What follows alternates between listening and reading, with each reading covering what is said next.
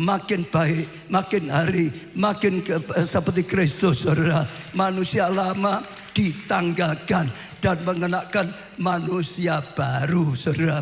Saudara punya iman, saudara punya keyakinan, saudara berani melangkah, saudara berani berkata, yang lama sudah berlalu, yang baru sudah datang.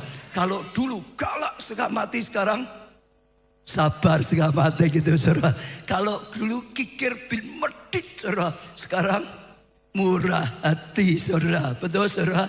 Kalau dulu pikirannya jorok terus, sekarang kekudusan. Betul. Kalau dulu kata-katanya mengadu domba, kata-katanya nyakiti orang, sekarang berubah, kata-katanya menghiburkan, kata-katanya membangun, kata-katanya memberkati dan mendatangkan kasih karunia dan anugerah. Percaya, melangkah dan sungguh-sungguh jadi orang yang terus diperbarui. Seperti yang sering saya katakan, jangan kita sudah ikut Tuhan masih pepatah lama dilakukan. Nek watuk iso diobati,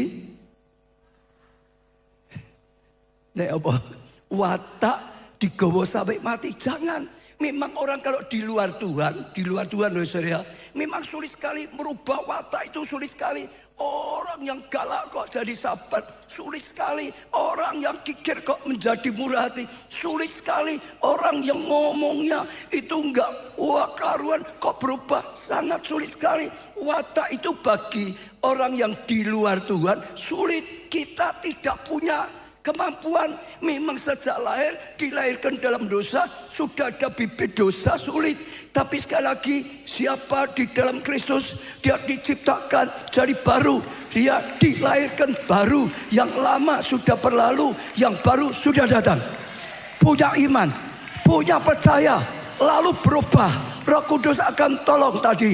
Roh Kudus akan membuat kita sungguh-sungguh bisa mengalami sesuatu yang baru. Tanggalkan kehidupan lama, kenakan kehidupan baru. Itu sebabnya setiap kita semua terima Tuhan, lalu dibaptis. Lalu diapain, saudara? Dibaptis, saudara. Dibaptis yang selam. Karena baptisan selam itu punya arti seperti ini. Dengan baptisan selam punya banyak arti. Yang pertama, belajar mulai taat. Karena Tuhan perintahkan, siapa yang percaya dan terima Yesus sebagai Tuhan dan Juru Selamatnya, biarlah ia memberikan dirinya dibaptis, disahkan, dimeteraikan menjadi milik Yesus, saudara. Oh, sekarang milik Kristus, Yesus adalah Tuhannya. Itu langkah awal untuk belajar taat, saudara. Waktu kita terima Yesus, lalu kita taat dengan perintah, berikan dirinya dibaptis, kita akan terus melanjutkan ketaatan demi ketaatan, akan mudah taat. Kalau awalnya saja nggak bisa taat, untuk yang berikutnya kita akan sangat sulit, saudara. Melangkah berani gitu, saudara. Sehingga itu ketaatan. Dan banyak menjadi milik Tuhan berarti ada dalam tanggung jawab Tuhan, berarti ada dalam kendali Tuhan. Tuhan yang akan memelihara, Tuhan yang akan menjagai, Tuhan yang akan nuntun, Tuhan yang akan mencukupi, Tuhan yang akan terus bawa dalam rencananya. Justru Tuhan akan berkarya luar biasa. Tapi salah satu lagi faedahnya, waktu di selam, kalau saudara yang mau baptis nanti waktu saudara sudah sampai kolam, saudara biasa disuruh gini, saudara. Setelah didoakan hamba Tuhan, lalu akan ditenggelamkan. Nah, waktu ditenggelamkan, saudara jangan takut, saudara. Jangan ngotot, nanti yang baptis akan sulit sekali. Ikuti aja tenggelamnya, tenggelam. Saya jamin yang baptis gak mungkin saudara tenggelam. Setelah ditenggelamkan, dibangkitkan lagi. Artinya apa? Hidup lamamu, nasib lamamu yang tidak baik, sebuah yang tidak baik, sifat yang tidak baik, pengalaman tidak baik, dikuburkan, dimatikan, dibangkitkan menjadi manusia yang baru, dilahirkan dalam Tuhan, mulai punya sifat Kristus, mulai punya sifat ilahi, mulai dibangkit dalam Tuhan. Dan sungguh-sungguh saudara mulai bertumbuh, saudara mulai bertumbuh, saudara mulai bertumbuh, saudara mulai bertumbuh. Beri tepuk tangan yang meriah. Kataan sebelah, sudah baptis apa belum? Ayo, kalau belum baptis, baptis, baptis. banyak orang salah. Aku belum berani baptis, belum bisa baik kok. Hidupku masih tidak baik kok. Kadang-kadang masih melirik-melirik kok. Kadang-kadang masih judi kok. Justru kalau saudara tetap punya konsep seperti itu, nggak pernah baik. Karena aku belum baik terus boleh. Jadi masih nipu, masih berjinak, masih apa boleh. Itu membuat saudara akan diseret terus dalam kehidupan yang tidak baik. Tapi kalau saudara berani melangkah baptis, saudara akan punya prinsip yang beda. Aku sekarang sudah baptis. Aku nggak boleh macam-macam lagi. Aku harus hidup yang baik. Kalau saudara mulai punya komitmen, maka akan ada kekuatan. Setiap ada godaan saudara bisa tolak. Setiap kali saudara ada darah tarik, ya dunia saudara bisa tolak. Sehingga seperti tembok yang mati saudara. Dan saudara akan hidup dalam Tuhan. Saudara akan hidup dalam kebenaran. Saudara akan hidup dalam kasih karunia. Amin saudara. Baptis sekali lagi kata sebelah saudara. Dalam kehidupan kita di Alkitab ada banyak contoh. Misalnya saudara Yefta dikatakan, ya dulu sejak lahir dia sudah mengalami yang tidak enak. Karena dikatakan di Alkitab dia akan ditulis dia anak perempuan Sunda saudara. Wah sudah nggak enak loh saudara. Oh ini anaknya pelacur misalnya. Itu sudah nggak enak loh saudara. Hidupnya mengalami banyak yang tidak enak. Sampai ditolak, sampai dibuang saudara. Oh dari keluarganya dianggap ya tidak baik lah saudara. Sampai sempat hidupnya jadi perampok, mimpin saudara. Kali-kali mimpin ya perampokan dan macam-macam dikatakan dalam Alkitab. Tapi hebatnya dia akhirnya mulai sadar. Seperti yang dikatakan firman Tuhan ini, dia mulai berubah. Hidupnya mulai ya diperbaiki. Jadi baik, jadi baik, jadi baik, jadi baik saudara. Bahkan akhirnya dia bisa dipakai oleh Tuhan menjadi pemimpin untuk bangsanya. Dipakai oleh Tuhan menyelamatkan bangsanya. Beri tepuk tangan yang meriah. Bahkan akhirnya dia menjadi seorang pahlawan iman. Punya iman yang luar biasa dalam Tuhan. Hidupnya punya kesaksian. Dulu boleh baik, sejak lahir pengalaman gak baik. Tapi sekali lagi tetap hidup itu dirubah. Di dalam Tuhan tidak ada yang mustahil. Kalau saudara ada yang mengalami seperti ini, sejak lahir pun sudah punya sesuatu yang gak baik. Sudah dicap gak baik. Sejak lahir dalam perjalananmu saudara ditarik yang tidak baik. Tapi hari ini dengar, Tuhan sedang menyuruh saudara mulai berubah. Tinggalkan hidup lama, berjalan hidup baru dalam Tuhan, dalam pimpinan Tuhan. Tuhan akan tolong, Tuhan akan kuduskan saudara, Tuhan akan urapi sehingga saudara dibalik saudara hanya menjadi pahlawan penyelamat bangsanya. Dulu ditolak, sekarang justru dibutuhkan. Itu luar biasa sekali. Seorang juga yang bernama Saulus, saudara, hidupnya dulu penuh dengan kebencian. Dia benci sekali dengan nama Yesus. Dia benci sekali dengan orang Kristen. Di mana-mana dia tangkap orang yang percaya pada Tuhan. Dia aniaya. Bila perlu dimasukkan penjara, bila perlu dibunuh gitu saudara. Hidupnya penuh dengan kepahitan. Hidupnya penuh dengan saudara kebencian. Hidupnya penuh dengan kekasaran saudara. Hal yang tidak baik. Tapi luar biasa, waktu dia sedang bawa surat mau pergi ke Damsyik, satu tempat untuk tangkap orang Kristen, di tengah jalan ditemui oleh Tuhan Yesus saudara. Dia takut, dia tanya siapa engkau? Yesus berkata, akulah Yesus ya Tuhan yang kau aniaya itu. Singkat cerita mengalami perjumpaan dengan Tuhan. Dan singkat cerita hidupnya mulai diubahkan.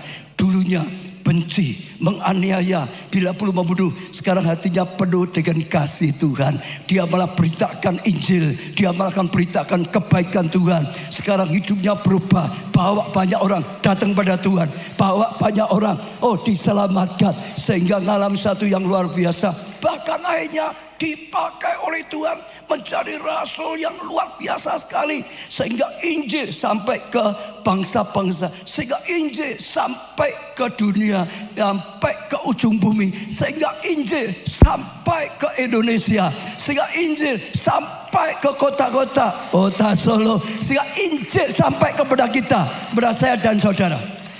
Seorang yang hidupnya dulu rusak. Hidupnya penuh dengan kebencian. Diubah. Dan akhirnya dia sungguh-sungguh lahir baru. Akhirnya orang lihat Paulus, orang lihat Yesus. Ada dalam kehidupannya, hidupnya menjadi saksi Tuhan, hidupnya menjadi alatnya Tuhan, hidupnya mengalami sesuatu yang luar biasa sekali, saudara. Jadi berubah makin baik, makin baik, makin seperti Kristus. Tepuk tangan yang mulia. Jangan malah jadi makin tidak baik, makin tidak baik. Dulu baik, malah jadi tidak baik. Jangan sampai terkenalnya terbalik, saudara. Dulu baik loh tuh, itu mantan pendeta. Wah, repot sekali, saudara. Jangan sampai itu mantan pendeta. Jangan sampai, saudara. Saya nggak tahu di sini atau yang ikuti online, jangan sampai disebut mantan pendeta, saudara. Itu dulu mantan pelayan Tuhan loh. Pernah jadi majelis loh. Pernah melayani perjamuan kudus loh. Pernah ini dan macam. Jangan sampai jadi mantan pelayan Tuhan, saudara. Oh, itu akan terbalik. Dulu melayani, sekarang sudah undur. Dulu penuh kasih, sekarang penuh dengan kepahitan. Dulu makin seperti Yesus, sekarang makin seperti setan. Nah, jangan sampai, saudara. Betul? Jangan sampai terbalik, saudara. Harus semakin seperti Yesus. Lalu terbalik, wah sayang sekali. Dulu jujur, sekarang jadi penipu, saudara. Dulu setia, sekarang tidak setia lagi, selingkuh. Dulu rendah hati, sekarang menjadi sombong. Jangan. Tapi sekali lagi kita ngalamin pembaruan yang baik, makin baik, makin baik, makin baik.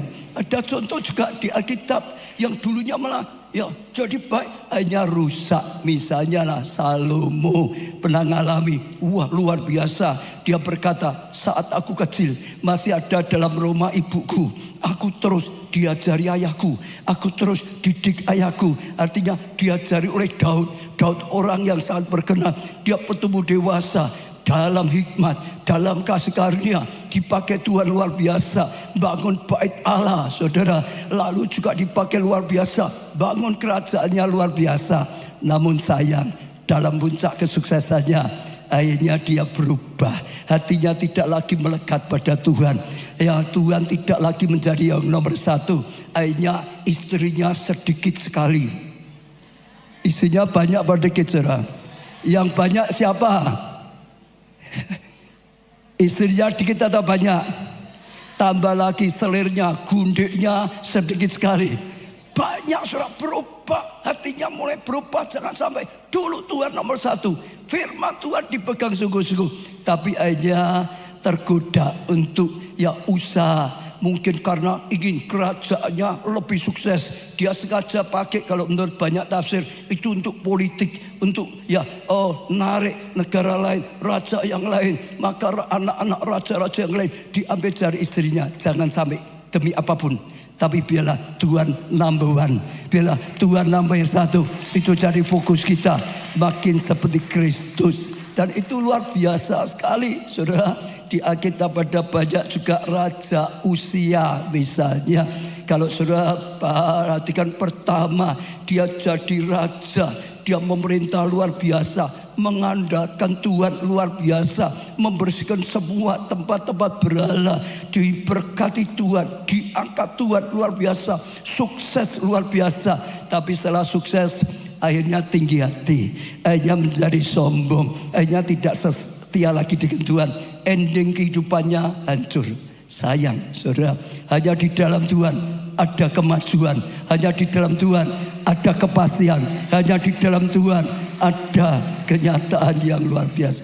Demas juga sama di Alkitab, dulunya luar biasa, rekan pelayanan Rasul Paulus, tapi akhirnya saudara undur. Dulunya melayani bersama, dukung pelayanan luar biasa bersama, tapi akhirnya tinggalkan Paulus dan pelayanan. Hatinya cinta dunia lebih daripada panggilan daripada Tuhan. Dalam nama Tuhan Yesus, sekali lagi jangan sampai kita terbalik, tapi kita terus makin seperti Yesus, makin seperti Yesus. Jangan makin seperti setan, makin seperti setan, jangan. Amin, saudara. Amin. Saya dengar ada satu Ini kesaksian atau ilustrasi menurut catatan ini sungguh-sungguh seorang pelukis yang hebat sekali pada zaman itu, saudara. Dia sedang mau melukis ya Yesus, bahkan dengan murid-muridnya Yesus. Dia cari contoh orang untuk dilukis karena dulu belum ada foto, saudara. Selfie belum ada. Kok Shopee? Selfie belum ada, foto-foto belum ada, saudara. Maka foto saya waktu kecil jarang sekali ada gitu, saudara. Nah, maka dia cari orang untuk dilukis, saudara. Dia keliling, saudara. Keliling terus di mana-mana. Akhirnya ketemu satu orang. Dia pikir orang ini cocok. Kalau ya aku lukis sebagai contoh Yesus itu ya, kira begitu, saudara. Lalu dia didatangi, ditawari, mau enggak? Aku itu tergerak loh melukis Yesus dan 12 muridnya gitu, saudara. Dibayar, saudara, sekian. Lalu orang itu mau. Singkat cerita, akhirnya dia jadi orang figur yang dilukis ya seperti Yesus. Gambarnya bagus, wajahnya terang, macam-macam, penuh kasih dan macam-macam. Setelah selesai ya dia pergi. Lalu pelukis itu nanti tolong dicarikan ya namanya siapa ya, ada namanya itu pelukis terkenal. Kalau ada bisa dikeluarkan. Terus satu demi satu sampai terakhir hampir selesai. Kurang satu, Yudas gitu, saudara. Maka pelukisnya mulai cari lagi, saudara. Siapa ya yang cocok ya dilukis ya. Nanti contoh Yudas itu kira-kira seperti ini loh. Mukanya saja sudah sadis, mukanya saja sudah gelap, mukanya saja sudah seperti moto maling misalnya gitu, saudara. Macam-macam. Loh, Yudas kan maling toh, nyuri uangnya Tuhan toh. Betul nggak, saudara? Cari. Setelah sekian lama ketemu dengan seorang. Ini kelihatannya cocok. Aku nggak mau lihat, saudara. Ini kelihatan cocok gitu, saudara. Untuk jadi contohnya Yudas. Lalu ditawari, mau enggak? Aku sedang melukis Yesus dan murid-muridnya. Engkau menjadi salah satu. Kurang satu Yudas. Mau enggak engkau? Aku lukis untuk contoh Yudas. Mau, saudara. Lalu setelah datang di tempat studio ya untuk melukis, dia nangis. Orang ini nangis. Lalu berkata pada pelukisnya. Siapa pelukisnya, ada enggak? Ya, itu dulu terkenal sekali, enggak tahu. Leonardo da Vinci apa siapa, pokoknya Leonardo da Vinci ya, betul ya. Jadi ini sejarah, saudara ya. Tanya, kamu kenapa nangis? Dia tanya, apa kamu enggak kenal aku? Enggak, aku enggak pernah kenal kamu. Wajahmu enggak ada dalam ingatanku. Dia nangis. Tahukah? Engkau pernah bayar aku untuk dilukis jadi seperti Yesus. Contoh Yesus. Dulu mukanya cerah. Dulu mukanya penuh dengan kasih. Gambaran fotonya Yesus. Aku dulu kau bayar untuk figur contoh Yesus. Lalu sekarang dia kecewa. Dia cerita pengalamannya. Kecewa, pahit hati, macam lah. Hidupnya rusak. Dipandang saja sudah enggak seperti Yesus. Sekarang dipandang oleh Leonardo da Vinci. Ini mukanya cocok untuk Yudas. Loh, ini fakta, ini sejarah. Betul enggak? Jangan sampai kita seperti itu. Orang lihat kita makin seperti Yesus. Makin seperti Yesus. Makin seperti Yesus. Dan saudara akan lihat kemuliaan Tuhan. Saudara akan lihat kasih karunia Tuhan. Orang lihat kita. Orang lihat Yesus. Orang lihat gereja ini. Orang lihat Yesus. Betul, saudara. Orang lihat saudara. Orang lihat Yesus. Lihat saudara. Saudara. Kita semua orang bisa lihat Kristus dalam kehidupan kita. Dan saya percaya itu akan datangkan anugerah yang luar biasa. Sekarang kita akan belajar sedikit, saudara. Taklukkan ego dalam diri kita, saudara. Salah satu raksasa yang perlu kita kalahkan dalam diri kita adalah ego. Kadang-kadang disebut egois, saudara. Egois, saudara. Itu yang mau menghalangi sekali untuk kita makin baik, saudara. Ego adalah dorongan dalam diri kita untuk selalu menempatkan diri kita sebagai pusat yang utama. Orang ego itu egois. Apa-apa ya aku, pokok untuk kepentinganku. Semuanya karena untuk dirinya lagi, bukan untuk sesama, bukan lagi untuk Tuhan, saudara. saudara, itu tidak akan membuat kita bertumbuh, saudara. Karena itu akan merusak. Kita harus kalahkan diri kita harus kalahkan ego kita harus kalahkan aku. Apa-apa aku itulah yang harus dikalahkan. Kalau kita mau berubah, hidup lama berlalu, hidup baru datang. Makin seperti Tuhan, makin seperti Tuhan, maka kita taklukkan ego, kita tinggalkan ego kita. Jangan jadi orang yang egois. Ciri-ciri orang yang egois, saudara, selalu mau menang sendiri. Dikalahkan tidak mau. Dia egois, dia yang harus menang. Orang lain tidak boleh. Ya, lebih lagi gitu, saudara. Selalu ingin dapat pengakuan orang lain. Dia yang diakui, oh hebat, ya dipuji gitu, saudara. Ya, mementingkan diri sendiri, saudara. Memaksa kehendak demi untuk kepentingan diri sendiri. Ya, sulit diberi nasihat, tidak mau, saudara. Ya, sulit sekali diintrospeksi, saudara. Merasa lebih baik dari orang lain, saudara. Tidak mau berbagi, semuanya untuk dirinya. Berkat ya untuk dirinya sendiri, pujian hanya untuk dia saja. Tidak rela orang lain lebih maju, nggak mau, saudara. Itu namanya egois.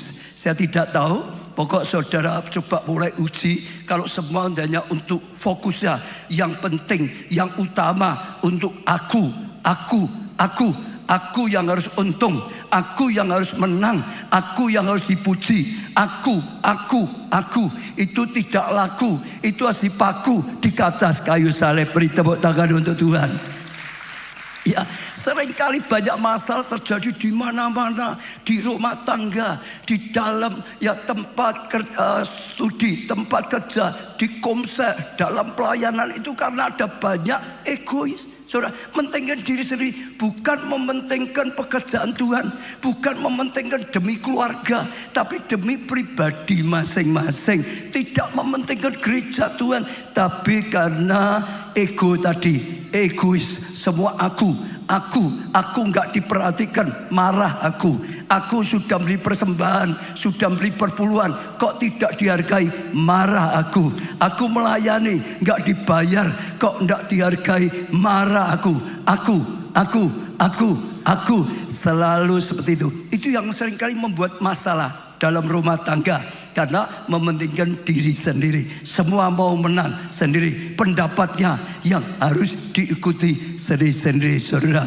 Itu akan rusak. Jadi harus taklukkan, kalahkan ego kita. Supaya sungguh-sungguh kita seperti Kristus, saudara. Supaya sungguh-sungguh hidup kita akan memancarkan terang. Supaya hidup kita akan memancarkan kasih. Supaya orang bisa lihat dalam kehidupan kita, saudara. Ego itu akan merusak, saudara. Banyak masalah, saudara, yang tidak baik, saudara, yang bisa terjadi dalam kehidupan kita,